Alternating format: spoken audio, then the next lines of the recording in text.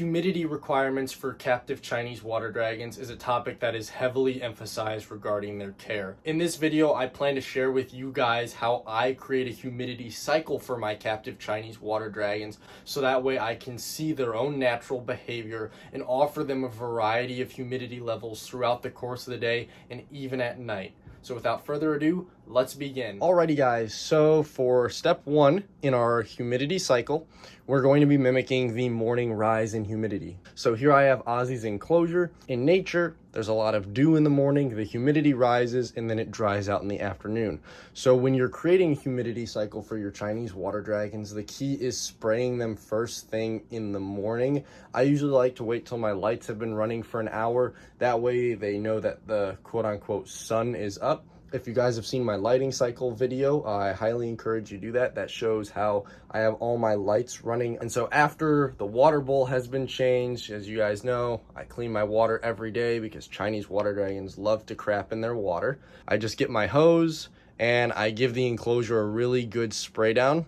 You can see right up here, that is my humidity probe.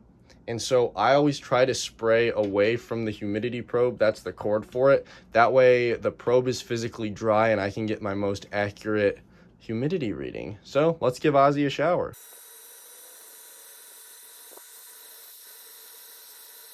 Alrighty guys, so I decided to do a little time cut. Usually for an enclosure of this magnitude, I like to spray them down for roughly 3 to 5 minutes. What you're gonna see is I've got a lot of moisture on the walls and the cork, the sticks, the ledges that hold the sticks, everything is saturated. For those of you wondering about the time skip, Ozzy, whenever he sees water dropping into his pool, he likes to go and soak. However, that is all you need to do misting wise. As I've said in previous videos, water dragons like their air humid, but they themselves do not want to be wet 24/7. Now in the morning, it's perfectly acceptable to spray them with water. A lot of people think that they do not want to be wet all the time. They need water. You know, you got to spray them. They need to be able to soak in their water tubs. They regularly drink when you spray them. However, you really only want them to be moist like that for a couple hours of the day.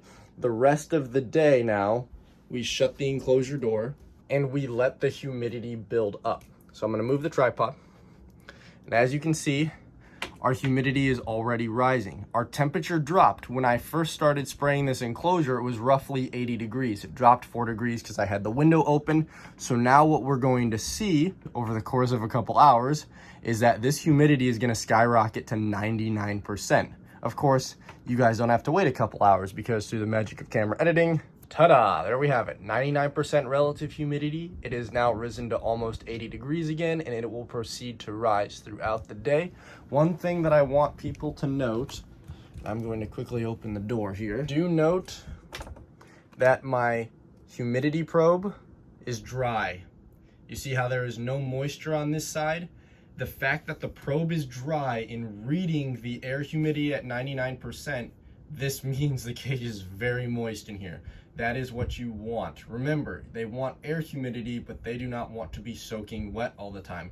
I honestly don't even have to spray this side of the cage to keep it humid. However, those of you that are looking to improve upon your setups, I'll say it again like I say it in every video, having a solid topped enclosure made out of PVC or a grow tent or a DIY wooden enclosure, that's the key. No glass fish tanks, no screen enclosures. Those suck. You want to maintain humidity properly for a water dragon, you use a proper enclosure. Alrighty guys, the lights are already starting to go off down here in my enclosure because if you saw, as I previously mentioned, my lighting cycle video, Ozzy's enclosure is going into its sunset mode. So now the enclosure has fully dried out. We are at the heat of the day. The air temperature in there is 86 degrees Fahrenheit and my humidity is at 80%.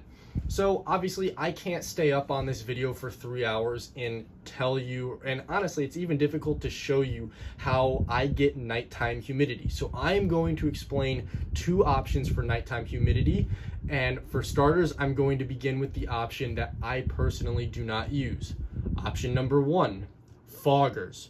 So I am not a huge fan of foggers, and I'm going to cover why in a later video. However, in summary, foggers automize water, meaning when your lizard breathes it in, it's kind of like breathing consistent fog. Yes, I know, right? That sounds crazy. Your lizard is breathing in fog from a reptifogger, but it's not the same as water vapor. It's a much more condensed version of water, so when it enters your lizard's lungs, if they're constantly breathing in that fog, you're going to cause a respiratory infection. However, at night, your lizard is typically going to perch on a branch and it's going to stay dry, and therefore you can elevate your nighttime humidity by using a fogger, because your lizard will not be sitting directly under it and breathing in that condensed water. So that's where a fogger can work. Personally though, I'm not a fan of using foggers during the day, but in the event of nighttime hours, foggers can be used successfully. However, this is the top of my animal plastics cage that Ozzy's in, right? You guys have seen it. This is my A35. This is solid. I have no screens under here because I have snakes that sit up on top of here. So my humidity at night will naturally rise because there's no lights heating this enclosure. You know, you can see I've got my one basking light here that's about to turn off, followed by my other UV and halogen. And what we will see is that this temperature will drop down to pretty much room temperature, which, since I heat my lizard room, it typically doesn't get lower than 72 at night during the summer. And during the winter time, when I'm letting my water dragons go through their pseudo-hibernative state, I'll let it get down to as low as 65. At night, the humidity always goes to 99%. If you don't believe me, here's a clip I actually filmed last night in preparation for this video at midnight. As you can see, it's room temperature, and the dry sensor is 99% humidity. Please keep your water dragons humid at night. So hopefully that covers my case. In the morning, humidity spikes, right? That's step one. In the afternoon, it dries out. In the evening, you know, if you want me to call this part 2.5, like I have it right now, the humidity is still dry, but your daytime is at its highest temperature. And then at night, part 3, as we just covered, it's cooler and your humidity is at its all-time high. As you guys saw, based on the numbers that I've showed you, I hardly let my enclosure drop below 80% humidity. Chinese water dragons like it very humid. They come from riparian environments, which means they live right next to a water body. So even though the day will dry out, the point is that water is moving, it's flowing, it's still super humid there. You want to keep them humid constantly, but even the most humid-loving reptiles need to dry out. So with that in mind, let's wrap up this video with Ozzy. Alrighty guys, so of course Ozzy is choosing to avoid the camera at all costs, but you can see him sitting right here. Like I said, even though the enclosure was 80% humidity at this time in the evening, you can see his skin is dry because the air is moist, but he is not physically wet. I can't emphasize that enough when you're keeping Chinese water dragons. This works for sailfin dragons, basilisks, pretty much any tropical riparian species. You know, think even Asian water monitors, like look at the work Kevin McCurley does with them at Nerd, stuff like that. Either way, I hope those of you that are keeping Chinese water dragons have found this video helpful. I hope that it encourages you to maybe try and recreate a more natural humidity cycle. I think especially in the reptile hobby, we're so focused on temperature cycles, daytime and nighttime temperature rises and drops, or even, you know, creating a thermogradient, right? Hot side, cool side. And for some reason, it just seems like this stagnant train of thought that the humidity has to be the same for every reptile. Look at old water dragon care guides. They just say 50 to 80%. What have I shown you in this video? During the daytime, it's 80%. During the nighttime, it's almost 100% humidity.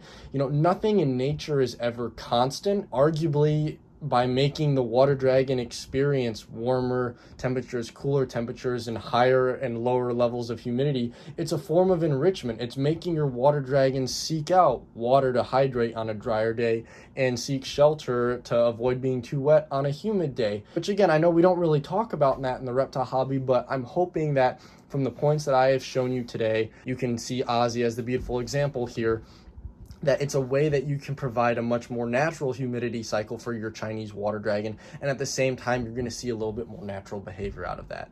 Until then, I'm Alex with Alex's Agamids. I want to thank you guys so much for watching. Be sure to like and comment on this video, and don't forget to hit subscribe down below. Until then, I'll see you in the next video.